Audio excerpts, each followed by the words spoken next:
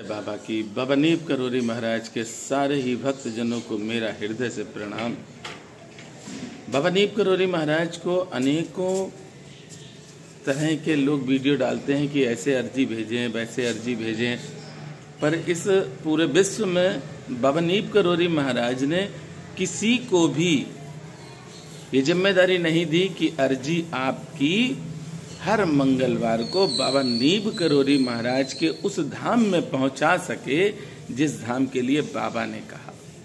सबसे पहले तो मैं आपको बताऊं कि बाबा को मानने वाले बहुत हैं, अरबों खरबों हैं, पर बाबा की मानने वाले सिर्फ उंगलियों पे गिन सकते हैं।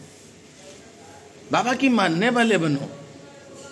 बाबा ने जो आदेश दिया, देखिए गुरु के आदेश का पालन वही करेगा जिसने अपने माता पिता की सेवा की। जो अपने माता पिता की आज्ञा मानेगा वह गुरु का कृपा पात्र शिष्य होगा, और जो गुरु का कृपा पात्र शिष्य होगा उस पे भगवान की सीधी कृपा होती। जैसे सूर्य देव भगवान की किरणें पृथ्वी पर आती हैं, ऐसे ही भगवान की सीधी कृपा उस भक्त पर होती है जो अपने गुरु के आदेशों का पालन करता है।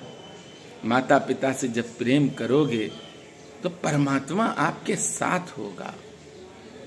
मैं उन बच्चों से हाथ जोड़ के निवेदन करूंगा जो बच्चे अपने माता पिता को सम्मान, प्यार, आदर नहीं देते हैं, वो कभी भी जीवन में हमसे बात ना करें, ना ही इस वीडियो को देखें और ना प्रयास करें कि हमसे मिलें, क्योंकि हम ऐसे अनहोने लोगों को अपने पास भटकने भी नहीं देते हैं। जो माता पिता की सेवा करते हैं, जो माता पिता की आज्ञा मानते हैं, जिनके जीवन में माता पिता के लिए अच्छी तरह से आदेशों का पालन करना है, वास्तविकता में मैं उनको हृदय से प्रणाम करता हूँ।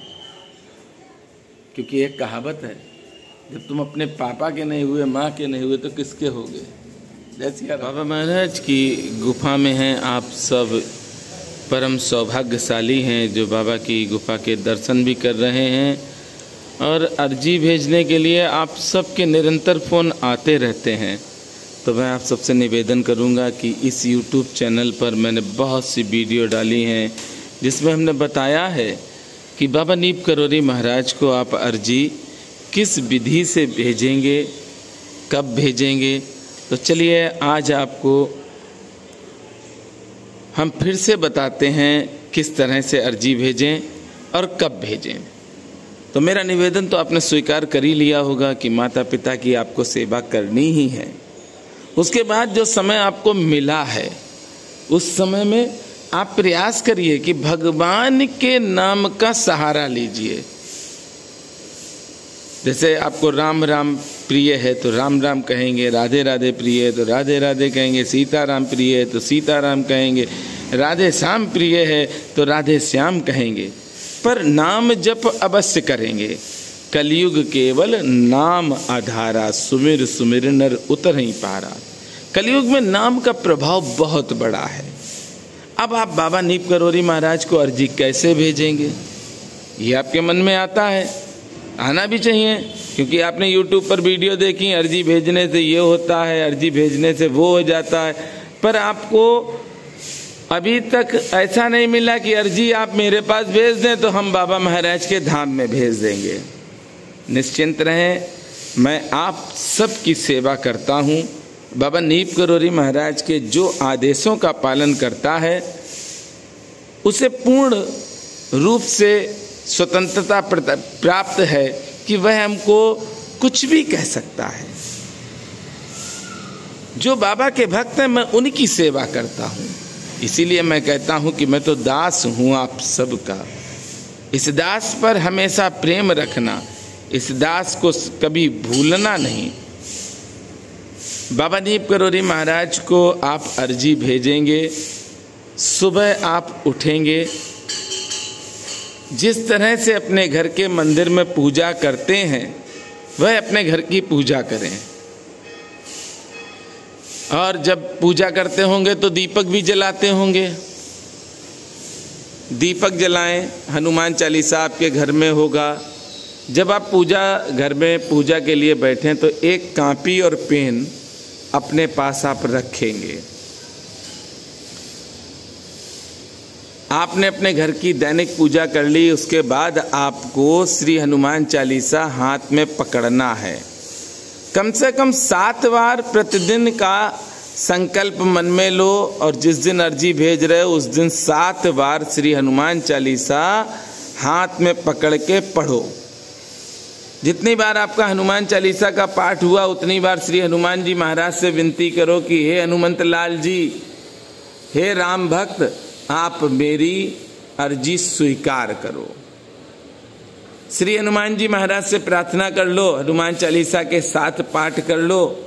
उसके बाद आपने जो कॉपी और पेन अपने पास रखा है, श्री हनुमान जी महाराज के पैर छुएं आप। पैर छूने के बाद सबसे ऊपर आप कागज पर लिखेंगे ओम श्री हनुमते नमः। ये लिखने के बाद आप बाबा के लिए, हनुमान जी महाराज के लिए अर्जी लिख रहे हैं। जो भी आपकी परेशानी हो, खुशी हो, वह सब लिखो आप। और जब आपने लिख लिया, चाहे 1 पेज भरे चाहे 10 पेज भरे, इसकी चिंता और परवाह आपको नहीं करनी है। आप भक्त हैं, मैं दास हूं आपका, तो इसकी आप बिल्कुल भी चिंता नहीं करेंगे।